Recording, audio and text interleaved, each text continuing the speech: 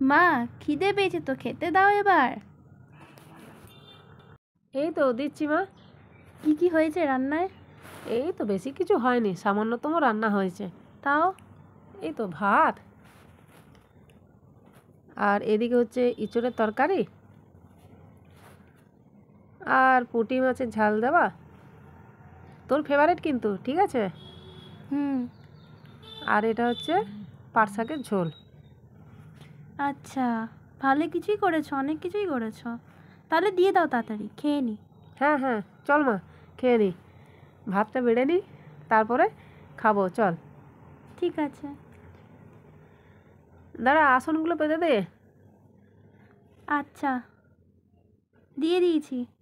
আচ্ছা, তাহলে আমি ভাতটা আগে বেড়ে নিই, সাজিয়ে নিই, তারপর খাবো, ঠিক আছে। ঠিক আছে। চল তাহলে আমরা খেয়ে নিই। হুম। Tata, bye by.